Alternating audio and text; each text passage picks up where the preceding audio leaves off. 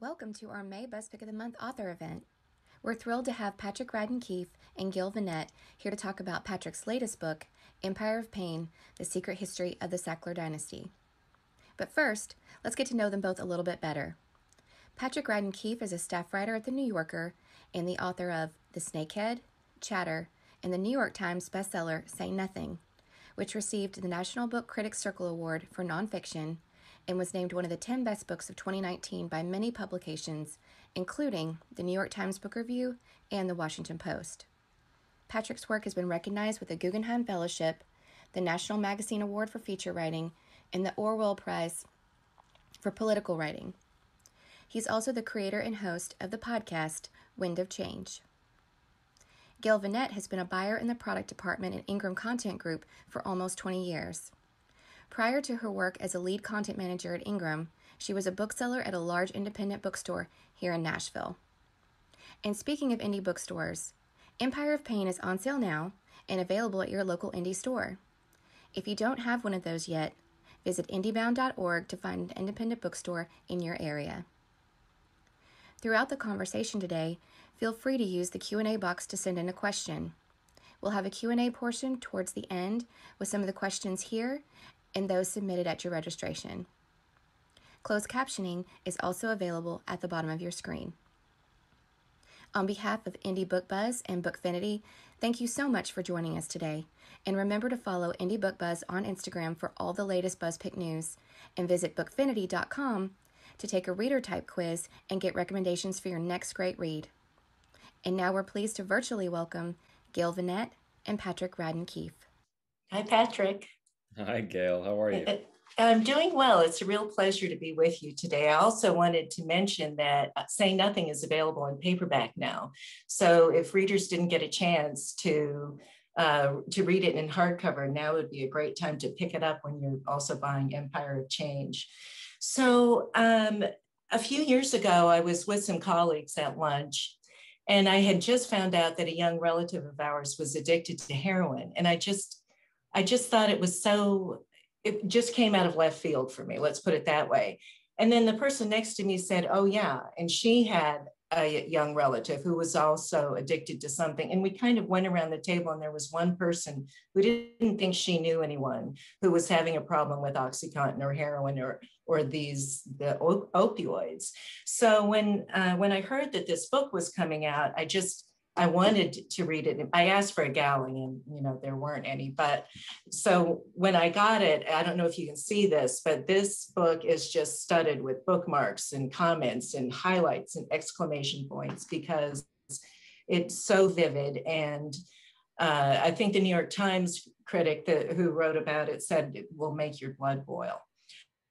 So all of that, let's start with the things it's about are identity, healthcare as a profit center, and power. Those are my three things that I'd like to talk about. But if you could start by telling us, how did you get started on this story? Because I don't know that was your original plan, was to write about the Sackler family. Yeah, it wasn't at all. I should say, first of all, thank you for having me. Thank you for doing this, Gail. Thank you all for joining us, and it's a big honor to have the book chosen as a Buzz Pick of the Month. So this is a real treat. Thank you. Um, it's funny, I finished Say Nothing, my last book. It came out just about 2 years ago, and I hadn't, as I was finishing up that book, I was kind of exhausted, to be honest with you. That one took me 4 years to do, and I didn't know that I had another book in me right away. But I had written a piece in 2017 about the Sackler family, and I came to that in a kind of strange roundabout way. I've written a lot over the years of magazine journalism about the illegal drug trade. So not FDA regulated big pharma, but Mexican drug cartels. I'd written a couple of big pieces about Chapo Guzman and the Sinaloa drug cartel. And one of the things I was really interested in was the way in which drug cartels operate as businesses. That they're kind of commodities businesses, and they sell product. And I noticed that they were very sensitive to consumer demand. So a big organization like the Sinaloa drug cartel, they sell cocaine and methamphetamine and marijuana and heroin. And in around 2010, they started suddenly exporting a lot more Mexican heroin into the United States. Hmm. And for me, initially, this was kind of a riddle. Why was there suddenly this spike in demand for heroin? And it turns out that the answer is the opioid crisis, that there are a lot of people, and it may be that this person in your life was one of them who didn't start off with heroin. They had an on ramp, which was prescription pills, and prescription opioids, which derive from the opium poppy, are kind of like chemical cousins to heroin. So it actually is a pretty logical transition to start with prescription pills and then shift to heroin. And so that was how I came into this whole thing, was trying to understand why there was suddenly all this heroin. And the answer was that you had a huge population. The estimate is today it's 2+ million Americans who have an opioid use disorder, who are addicted to these drugs. And that came from the kind of aggressive marketing of these prescription painkillers. And it didn't take me long to then realize that OxyContin was kind of the tip of the spear when it came to these types of drugs. The real surprise for me was that the family that owned the company that marketed OxyContin was this sort of fancy New York philanthropic dynasty that people were more quick to associate with, the Sackler wing at the Metropolitan Museum of Art in Manhattan, and the Sackler Museum at Harvard University, and there was this sense of this kind of uh, very prominent, very generous dynasty that people associated with the arts and the sciences, and didn't associate with big pharma and addiction and death. And so to me, that seemed like a really interesting basis for an investigation. So the key word there is Sackler.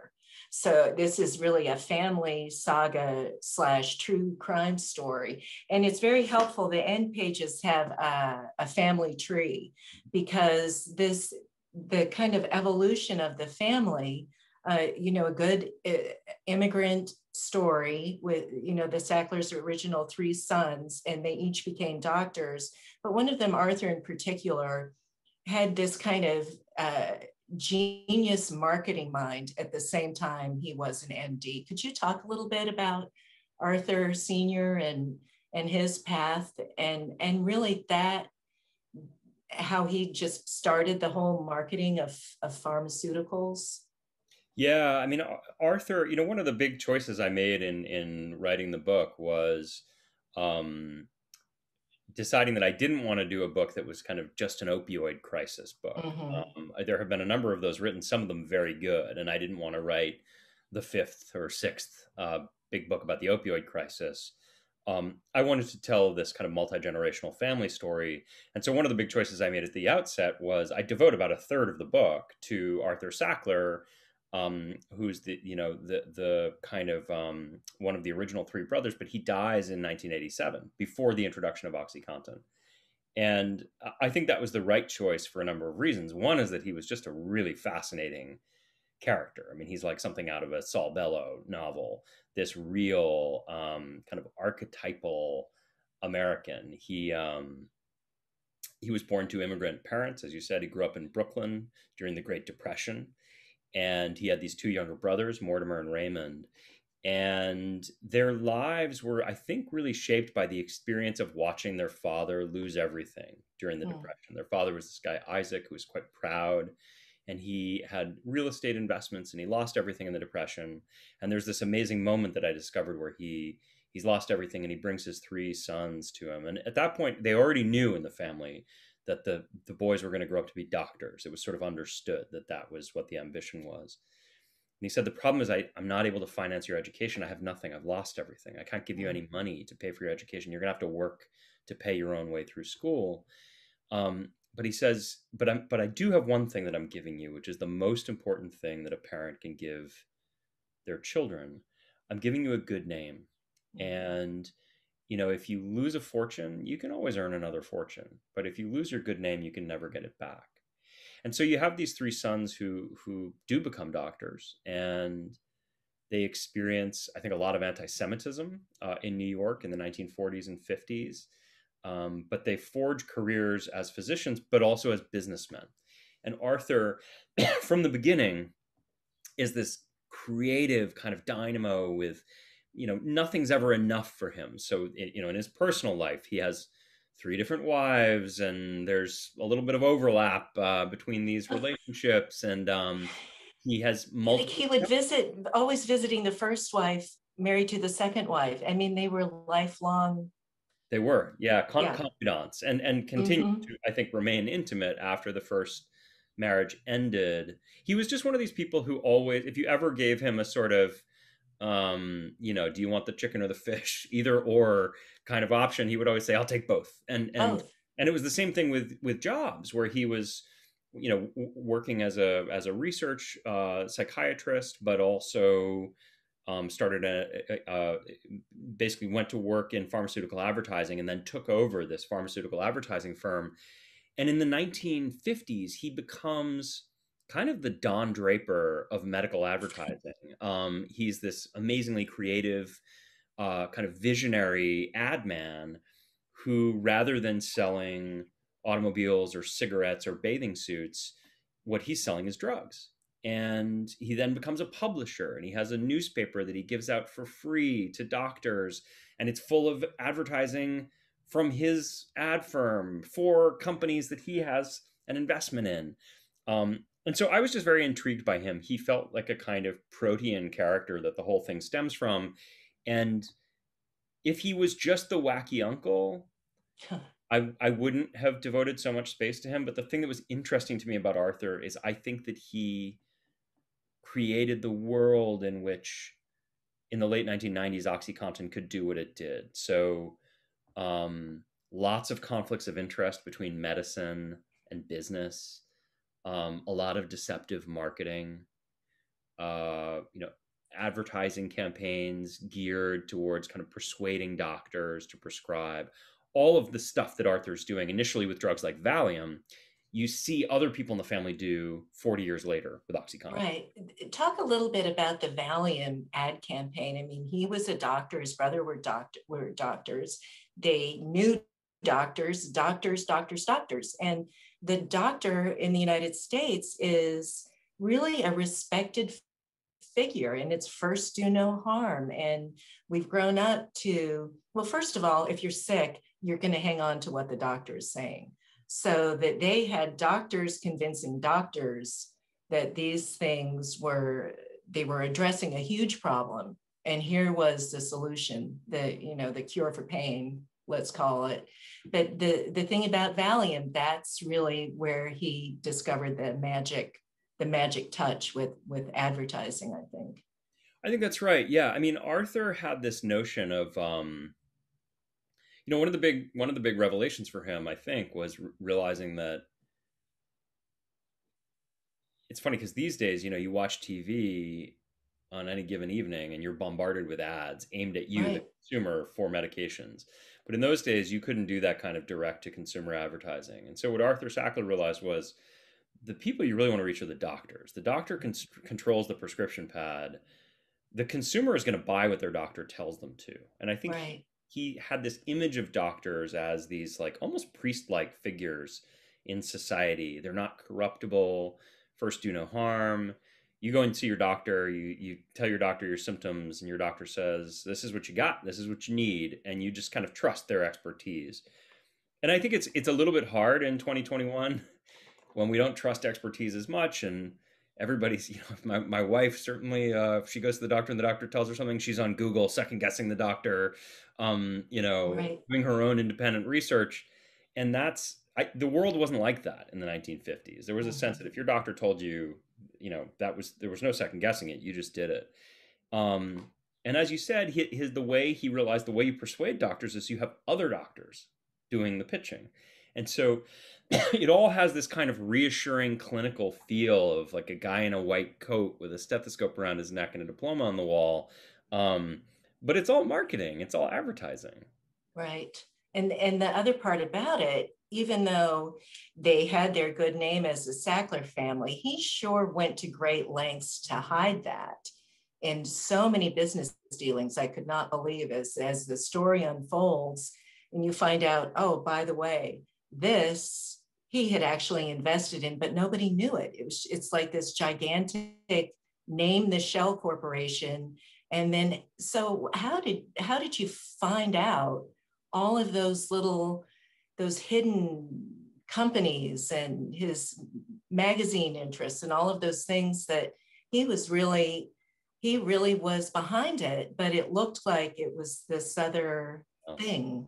Yeah, I mean, this is one of the paradoxes of the Sackler family, and this is another thing that echoes even today, is, when I said at the beginning, I knew about the Sacklers a little bit because of the Sackler name was out there on these fancy museums and university buildings, but not on the family company, Purdue Pharma. All that started back in the 50s. So Arthur Sackler in the 50s starts doing philanthropy and donating money to initially its universities like Columbia University and museums like the Met, and saying, I want the name up there. I want the name on the wall. I'll give you the money, but I want the name on the wall. But then in his business, as you say, he realized, I think, that if you have a lot of conflicts of interest, it's better if people don't realize that the same family owns the pharmaceutical company and the pharmaceutical advertising agency and the newspaper that publishes the advertisements for the pharmaceuticals. Better to have it look like a bunch of different things. And so he would kind of obscure his role in these things. Sometimes he would put stuff in his wife's name or in his brother's names.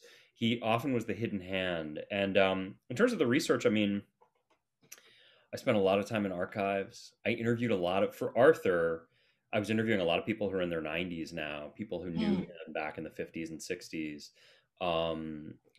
His friends and his associates. I had an amazing resource, which is that his second wife, Marietta Lutza, privately published a memoir. She wrote a memoir, and it was like a vanity press thing where they only ever made, I think, 200 copies. And there are these beautiful books. I don't have it here. I can't show it to you, but gorgeous, kind of cloth bound book with photographs and her memories. And it's quite dishy about her marriage to Arthur. But that's a book that, like, you couldn't walk into a bookstore, but I found a used copy online, and it became an amazing, because it gives you a kind of intimate access where, it's funny, I have people who read the book and haven't read the endnotes, and they're saying, like, you talk about the sex life of these two dead people. Like, how did you know? And the answer is that Marietta wrote this amazing memoir. So I had a bunch of different sources. There was a congressional investigation that spanned, more than a year, with a whole team of congressional investigators investigating the Sackler brothers. And I found the files of that investigation. There's 40 boxes of files at the National Archives. So that was kind of cool, because there I'm reading these old internal memos that these congressional investigators have about their own investigations. And I was sort of looking over their shoulder as they do the investigating back in the late 1950s, early 60s. There were a bunch of sources, but it was that part of it. I love that stuff. That part of it was fun for me. So let's fast forward a little bit to the next generation and the OxyContin side of it. So MS Contin. So, just so everybody knows, the word Contin means that the pill is coded for time release. So we're kind of used to that now, but that was pretty revolutionary back in the day. And actually, I think it was in Britain, correct? In England, a hospice worker wanted a way that her dying people who were so ill, didn't have to come in to get their morphine. And so this MS Contin pill was invented that was a morphine in a time release pill. So that is a great idea. I mean, end stage cancer, all of these things, these people need pain relief. So then in the did they bring that over to the United States? I don't remember now. Yeah, they did. Yep. So it was developed in the UK by a company that was a kind of a subsidiary of Purdue, called NAP, and then they introduced it shortly thereafter in the US. So then that evolved into hydrocodone, which the OxyContin part of it's hydrocodone, like Percocet, if you think of something like that, right? Oxycodone. Yeah. Oxycodone. Right. So what happened basically was that they had this first drug, MS Contin, which was a morphine pill, as you said. And it was really successful. It was a big success for the company, but the patent was going to run out. So they knew there'd Oh, be generic competition for the drug. And then they thought, well, we have this Contin coating, which kind of continuously releases a drug into the bloodstream. Are there other painkillers that we could manufacture using that? And they decided to take another opioid, oxycodone, and use it with that Contin coating, hence OxyContin. so when they have these big wingdings for the doctors, right? Conferences, pain conferences, and the part where you could get swag, like plush animals with OxyContin brand and hats and stuff, that was a little too much for me. But for some reason, the doctors didn't think that this drug was going to be as powerful or as addictive as morphine. Is that right? Yeah, I mean, and it wasn't just for some reason, it was because the company told them that. Well, yeah, it's like, but they never corrected that misinformation. They just kind of rolled with it. Well, this to me was one of the most shocking things that I discovered in the research for the book was that there's a moment where they, you have these two opioid drugs, morphine and oxycodone. And morphine was pretty familiar to doctors, but it was also something, as you said, that was mainly used for cancer pain, end of life care. There was a sense of morphine as this really strong drug. If your grandmother is going on morphine, that means she's going to die. And so there was this sense that there was a kind of a stigma associated with morphine. And when they were introducing OxyContin, what they found was that a lot of doctors weren't as familiar with oxycodone. And to the degree that they knew about it, it was from Percodan and Percocet, these kind of weaker painkillers where there's a little bit of oxycodone, but it's cut with aspirin or acetaminophen, so you would never take too much of it. Mm. And what they found is that in their focus groups, doctors thought that oxycodone, the new drug, was weaker than morphine. Now it's not. It's about twice as strong as morphine. But the doctors were mistaken and had this notion that, oh, this is a weaker drug, right? So actually it becomes kind of more approachable. It's something that you might prescribe more widely. And there were these amazing emails in which senior executives at Purdue Pharma, and including one member of the Sackler family, they're all talking about this. And the executives are saying, we need to be really careful not to tell the doctors that they're wrong about our product, because if they think it's weaker, they'll prescribe more of it. And that was what the company wanted, was they wanted a painkiller that wasn't some like nuclear solution that you take off the shelf when your patient is not responding to anything else. They wanted something that was even for moderate pain, like not even just severe pain. They were looking for a big market. They wanted a market of tens of millions of people. And the way to do that was to say the drug is safe, it's not addictive. What they told doctors was it's the one to start with and the one to stay with. That's a brilliant tagline for advertising, isn't it? But then, so it has to go through an FDA process. So the story about the guy at the FDA, they helped him write the insert for the drug. What? Yeah. I mean, you consider the FDA to be a protector of interest and not only that, but just tell what happened next after he wrote the insert for the drug with their help. And then it's this guy, Curtis Wright, this interesting fellow who was the main, I mean, you think about the FDA, right? Their job is they're kind of the gatekeeper. They're the ones who protect us as consumers. And he had to sign off, not just on the idea that this drug could be sold to American consumers, but also on the marketing claims that could be made about it, how safe it was, how addictive it might be. And it kind of passed with flying colors. He let them make all kinds of crazy marketing claims. The drug raced through the FDA process in record time. And afterwards, this guy, Curtis Wright, decides that he's ready to leave government. And a year later, he ends up taking a job at Purdue Pharma so this is in the late 90s, for roughly $400,000 a year, about 3 times what he'd been making in government. And he wasn't the only one. I mean, they talk about the revolving doors. So the Attorney General of the state of Maine who was an early challenger to OxyContin, and the Sackler family worked for them later. And the Attorney General of the state of New York, right? I forget her name now, Mary. The White, the U.S. Right. Yeah. She worked and stayed with them for decades. She's still with them. Yeah. Oh, is she really? Oh my gosh. Yep. So then, well, where do we go next? So that brings up healthcare in this country as a profit center.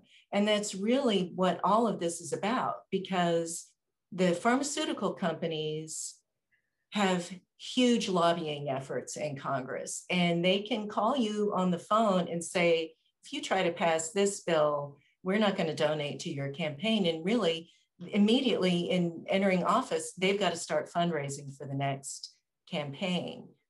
So I don't know what my question is here, but if you could address that a little bit.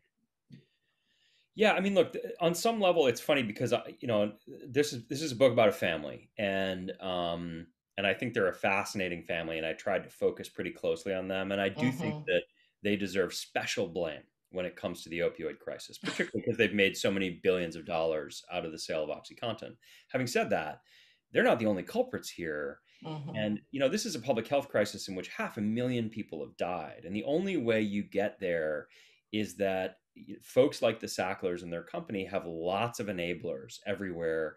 And you kind of get total system failure in terms of, the FDA, which is supposed to protect us, drops the ball. The Department of Justice doesn't do what it's supposed to be doing in terms of bringing people to account and making the corporation behave. The DEA, the pharmacies, the doctors, the distributors, the list goes on and on.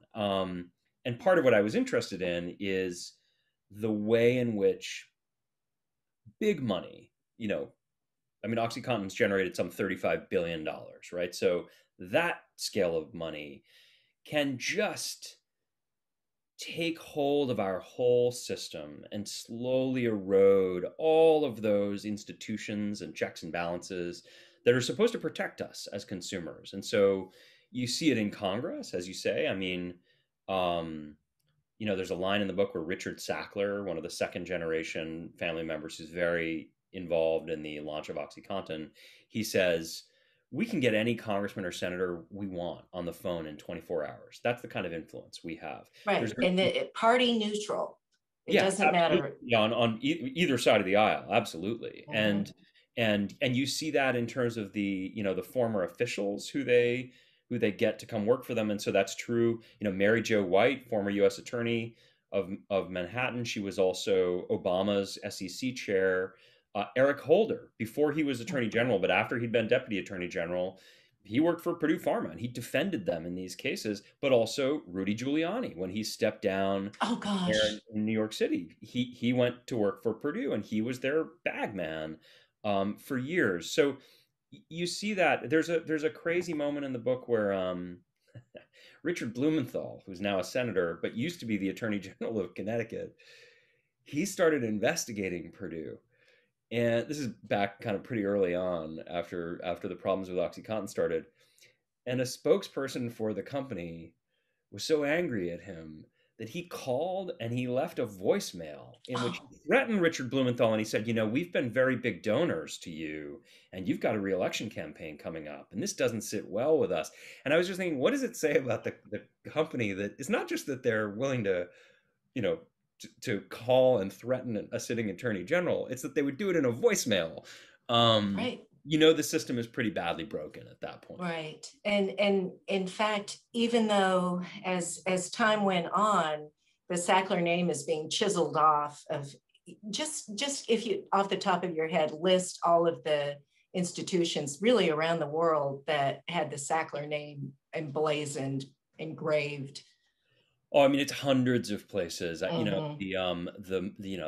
Met in New York, the Guggenheim, Columbia, NYU, the Louvre in Paris, the Harvard University, Tufts University, the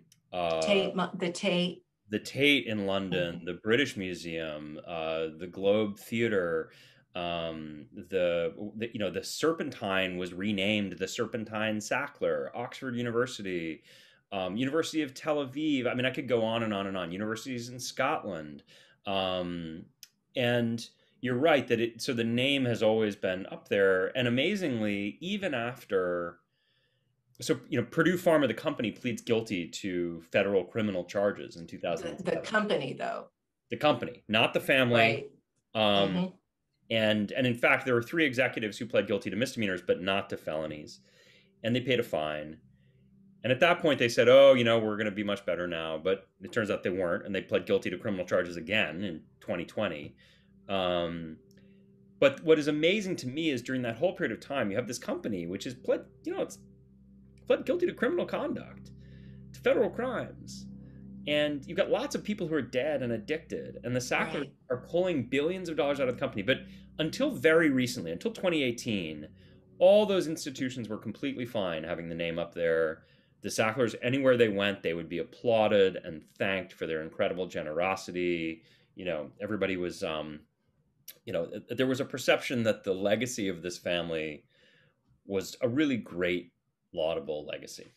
Well, because they wrote the story, like people, I think it was just more recent in the past few years that people really understood that Sackler equaled OxyContin, and they had their name out there philanthropically, but there's a difference between philanthropy and charity, and there was always a kind of, I will give you this if you will give me this, and these are all institutions that are chronically underfunded.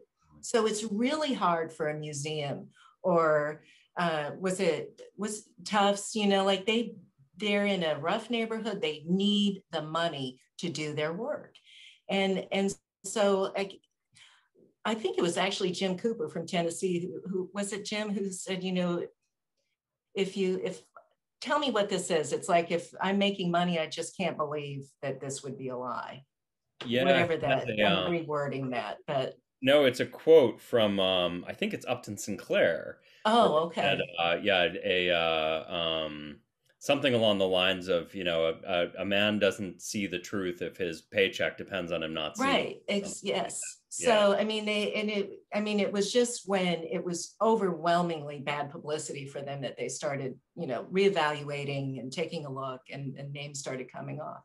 But to this day, the Sacklers, now they've funneled billions of dollars offshore just in case. Mm-hmm. And they still can sit in a deposition and say, I wouldn't do anything differently. Like, they still, I guess, don't get it. They claim that everything was fine, that this was a good product, and they did nothing wrong. That is just mind-boggling to me. Yeah, I mean, to me as well. And I should say, the family did not cooperate with this book. They really didn't want to see the book published. They've been threatening to sue me for 2 years. Didn't they have a guy posted outside your house, just to... we had a visitor in an SUV who would sit up just up the street here, watching my house. And so, so it was kind of an interesting project for me writing the book when they wouldn't cooperate with it. Having said that, I really wanted to capture the way they see the story. They really see themselves as the victims in this story. Mm-hmm. They think they did a great thing for the world. They're all just terribly misunderstood.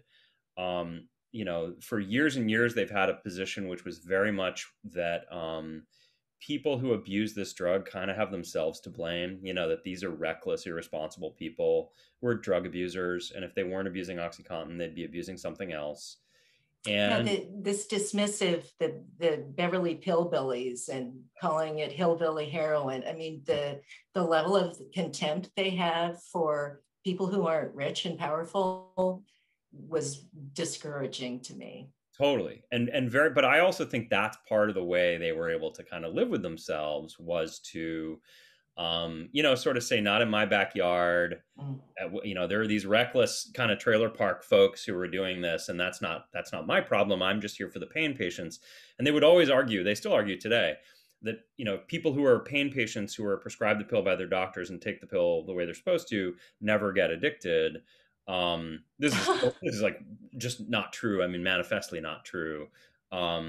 But part of what was so interesting to me was, I wanted to kind of give them a fair shake, right? And even if they wouldn't talk to me, I wanted to explain to the extent that I could the way they see the story. But B, I find it so psychologically interesting that you have this family where even today with, there's so many people dead, Mm-hmm. and there's the companies being sued by literally every, I mean, I think all but one state in the union is suing the company. Half of the states in the country are suing individual members of the family. There's almost 3,000 lawsuits.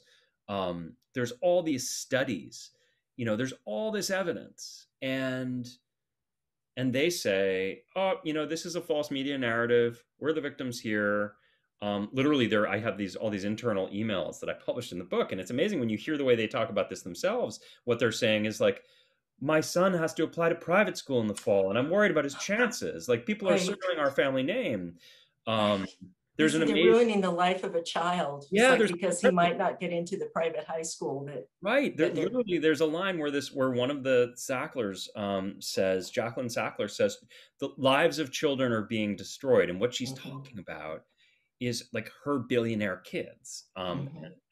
and I guess kind of Tony private school on the Upper East Side. So there's a level of disconnection which I wanted to capture because I think it's really fascinating, and I think most people who look at the situation can see like these people are delusional, and Right. it's interesting to me how people get into that place. Mhm. But they're still really, really rich, like beyond rich. So I just wonder, this is kind of off the topic of the book, but how did you do the research during the pandemic? You couldn't go somewhere, right? Were you just home? I was Like in, so the first year was pre-pandemic, and oh, okay. I was able to go to archives and go out on the road and meet with lots of people. And then the pandemic hit, and that was hard because there were a couple of archives that I had gotten into 12 archives, but there were two or three left where there were letters that I really wanted to get. And it's like I tried everything. I tried to, you know, bribe graduate students at UCLA or like see if I could find some custodian who had access to the library, but they wouldn't let me in. Um, but it's weird in a kind of strange way. There were upsides to the pandemic in terms of getting the work done. So one was that I interviewed about 200 people for the book, and a lot of what I do day to day, just as a reporter, is I look people up, I try and find home phone numbers, and I call people at home, and I'm cold calling them. And that's it's like a pretty you kind of have too much pride when you do this work, because most of the time people hang up on you, or they don't pick up, or they don't want to hear from a reporter. I did find that during the pandemic, in a way that has never been true in my professional life, you'd call somebody at home. This is especially true early on. You'd call somebody at home, and they'd like pick up their home phone on the first ring, their landline, and be like, "Hello, a reporter, really?" And they'd kind of everybody's so lonely and sick of their Right. families that you could get people, because I was calling people who worked at Purdue Pharma in the 1970s or the 1980s, and now they're often retired, and they were just kind of clearly crawling the walls looking for any diversion. So I did actually have a lot of success cold Oh, that's calling. so interesting. Yeah. So your family was there with you while you were doing all of this. Oh yeah, yeah. We had Yeah. I mean, this was another thing that was actually helpful was I had a lot of fun plans for 2020 because Mm. Say Nothing was going to be coming out in a bunch of different countries, and I was going to go and do like a Scandinavian book tour and Oh, the Paris book launch and all this very glamorous sounding stuff, and all of that just whoosh, gone. right. So for me, particularly when I was writing the book, that was helpful because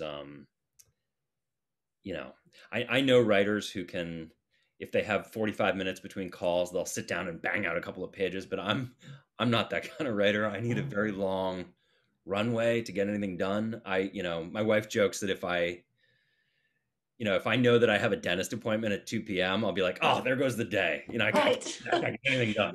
You're in waiting mode. Exactly. So, Well, so it helps. um, I have a few questions from members of who joined us today, if that's okay with you. A question from Miriam.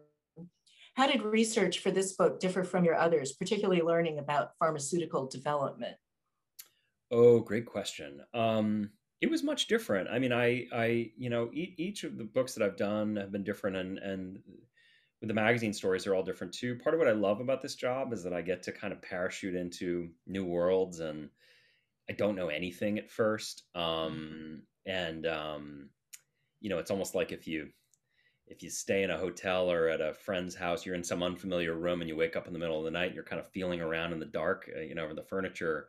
Um, and I kind of like that feeling, to be honest with you. And so it was a steep learning curve for me, talking with a lot of doctors, reading a lot of studies, talking with people who had worked at Purdue over the years, talking with lawyers who'd been involved in the legal process. It was different, with Say Nothing, my last book. That was about a different kind of secret world. I mean, in a way, they're both about the stories that people tell about decisions that they've made, and there were different challenges there. Um, it's always difficult to write about either people who are dead or people who won't talk to you, and that's Right. true in both of these cases. And I think the challenge for me is that what I aspire to do is write the kind of book that feels more like a novel when you're reading it, where you really feel like you have a kind of intimate acquaintance with the people that you're learning about, and that's just doubly hard if I'm not able to talk to the people. Hence Um, all the research that you've had to do. So the next question is from Michelle. What was the most surprising thing you found out about the Sackler family? well, I mean, the biggest thing was that I mentioned earlier that this family for a long time, um, I think, kind of demonized people who struggle with addiction. Mhm. But I figured there has to be some, just statistically, there's got to be some member of this family who has had issues like that themselves. And I looked, and eventually I made this kind of bombshell discovery, um, which is that Mortimer Sackler, one of the original three brothers, had a son named Bobby. And in 1975, Bobby was living in New York, and he was struggling with drugs, and also with mental illness. And one day he went to see his mother. Mortimer had divorced her by that point, in her apartment on the Upper East Side, and demanded money for drugs. She refused to give it to him. And he took a chair and broke a window and jumped out to his death, 9 stories below. And that story was totally covered up. Nobody knew about it. It had never been written about. It was a very closely held secret. And it came to me through a source, and I was able to track down the doorman at the building who was on duty that day when the body fell, and a housekeeper who came by later, to help comfort the mother. But it was this tragic episode that had been totally erased from the history of the family. So that was probably the most surprising thing. Wow, that's unbelievable. Okay, Cassie would like to know, what parallels do you see to Empire of Pain and your previous book, Say Nothing? So I think, again, it's this secrecy thing. It's secrets. I mean, I'm interested in these secret histories, in the sides of a story that don't get told. And in Say Nothing, so much of the troubles, you have different people trying to write and rewrite history in ways that are self-serving. And what I was interested in was kind of the underside and the real lived experience of people, and also the stories that people don't tell, the ones that are kind of erased. And I wanted to really explore that. And this was similar in the sense that, I think part of what the Sacklers have been so good at, going back to the 1940s and 50s, is marketing. And you take one thing and you kind of pretend it's another. And they were good at that in terms of selling drugs, but I think they were also good at that in terms of selling their own family and a certain narrative about their own family. And so for me, I was interested in, first of all, like, how and why do they do that? What are the stories they tell themselves? But then also, what's the real story? What can I learn through reporting, and tell, hopefully in a compelling way that will set the record straight. And it kind of affirms for people who know the story that there is someone out there who can track down the truth and what is actually happening here.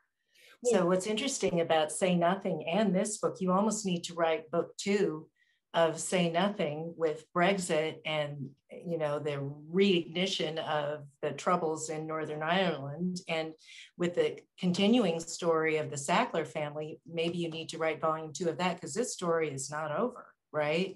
It's not.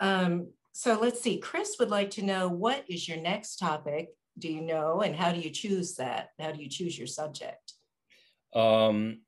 So the next book that I will publish is going to come out probably in about a year with Doubleday, and it will be it's going to be a collection of stories that of pieces that I've done primarily for the New Yorker, but of big investigative pieces, and I'll have more to say about that soon. Oh, great! And then I am going to do another book after that, and I'm talking to my editor now about what it might be. I'm sort of there's an idea I'm toying with that's kind of an espionage story in the 1970s, but I'm not 100% sure that it's the right thing. And these are big projects, so I want to be sure. Right. Yeah. And then finally, Dee Dee would like to know, do you begin a book by knowing the storyline, or do you start writing and see where it takes you? Oh boy. Okay. So, sometimes writers talk about the fear of the blank page. I never ever have a blank page, because by the time I sit down to write, I have a really minutely detailed outline. So, I start the research process not really knowing where the story is going to go, but as I'm doing the research, I'm thinking about the shape of the story, who are my characters, where does this go? And this becomes important because if you do the amount of research I do, there are all these cool rabbit holes and interesting things that you could spend. I'll stumble on something and I'll think, oh gosh, look at that. What a fascinating person. I should really find out as much as I can about this person and read these 3 books and, try and get into this archive to see the papers and so on and so forth. It's helpful for me to start outlining so I can say, sounds super interesting, doesn't belong in this book. That so much of it is about what do you leave out. And then I just outline and outline. And as I'm doing my research, the outline kind of populates with more and more stuff. So by the time I sit down to write, which I usually do at the very last minute, it's kind of all there laid out. And that's not to say that there aren't moments of where you have some cool creative idea and you decide to riff a little or improvise. It's not all set in stone, but I'm sort of methodical enough, particularly about things like structure, where I really need an outline. I think I have colleagues at the New Yorker who start writing and they don't know where it's going to go. And I can tell you right now, if I did that, it would be a disaster. I need discipline. So your editor at Random House you just hand him this finished project, basically? I mean, yeah, he obviously has very incisive thoughts about all kinds of things, but about structure, about tone was something we talked a lot about with this book, because the behavior is in many cases so appalling that one of the things we talked about a lot was I didn't want my voice to be too appalled. I wanted to kind of play it pretty straight and have a pretty cool narrative voice and just let the reader kind of respond themselves. Well, yeah, you did that absolutely in spades, because I was just like, I mean, this is what happened here. And I'm just like, I'm putting highlighter exclamation points, like I'm following my husband around and reading these, like, you would not believe this, But yes, absolutely. It's a presentation. It's nonfiction. It's nothing in here was not fact checked, right? So, I mean, your opinion about it is not what the book is about. How you feel about it is not what the book is about. It's the story. The story itself is just unbelievable. So yeah, I think sometimes you just need to kind of trust the material and trust the reader. Oh, right. Yeah. So I didn't want to put too much spin on the ball, and that was a big conversation that I had, on a kind of line by line basis, with my editor. I can see that. I can really see that.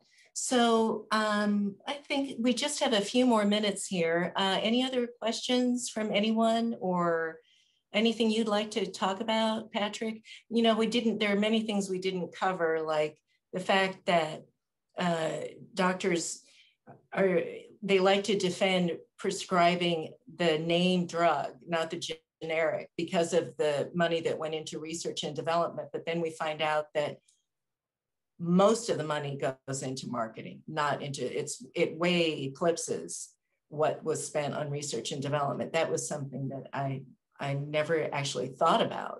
You know, they always talk about R&D, but it's marketing where the money is. Yeah. So how do you not become a cynical person? I mean, the older I get, the more cynical I'm getting, and I can see that in myself and don't know what to do other than not read the news and just putter around outside. You don't seem like a cynical person at all to me. So, yeah. I mean, you have faith that it will move forward somehow?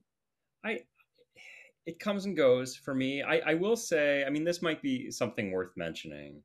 I think for all of us, we need to navigate between a kind of healthy cynicism on the one hand and a sort of faith that we will get better. We as a country will get better.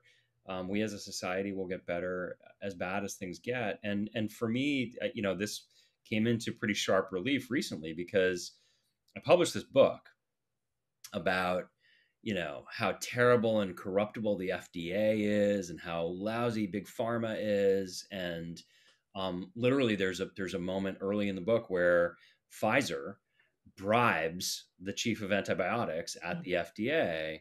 And then I published the book, and I published the book between my first and second shots of the Pfizer vaccine. Right. And I published the book at a moment when you have a lot of people with vaccine hesitancy, a lot of people who are dubious of the FDA. And it's really hard, right? Because I feel on the one hand that that it's important that we be skeptical and we not take it for granted that all these people are doing their jobs and have our best interests in mind. But on the other hand, that not take you to a point of skepticism where you kind of don't believe in any expert opinion, you don't believe the CDC, you don't believe the FDA, you don't want to get vaccines. And I'm not pretending any of this is easy. Right. But it's, you know, there have been a few moments, mostly on social media, where I've seen people kind of hold up the book that I just wrote as a reason not to get vaccinated. And I'm like, oh, no. So I think these things are hard, but to your question about cynicism, I mean, I have to hold out hope that our institutions will improve slowly in fits and starts and that things will get better. Okay, we'll hold to that, and we'll see where we can get with healthcare in the country and how do we help people who are in pain and need pain medication. But like, there's a middle ground in there somewhere. I'm just not entirely sure what it is. One thing I wanted to, now I forgot what I was going to say. I wanted to mention the Wind of Change podcast that you're the narrator of and have won an award for. I haven't listened to it yet, but I've got it downloaded, so I'm going to get to that. And then we talked about the paperback of Say Nothing, which is a great book. And then I also have written down here, obfuscate, deny, delay.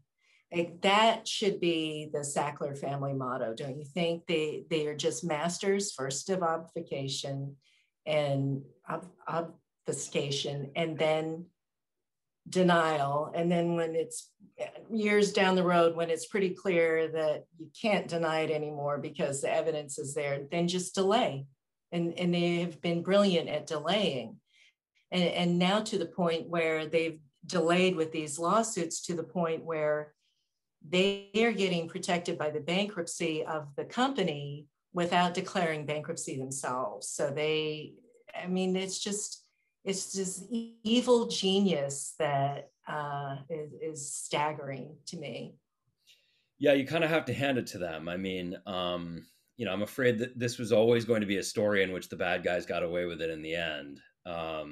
But I think for regular people, if you know anybody who's declared personal bankruptcy, it is amazing to see, this billionaire family that owns this company. They took $10 billion out of the company at a time when there was more and more scrutiny on the role that the company had played in the opioid crisis.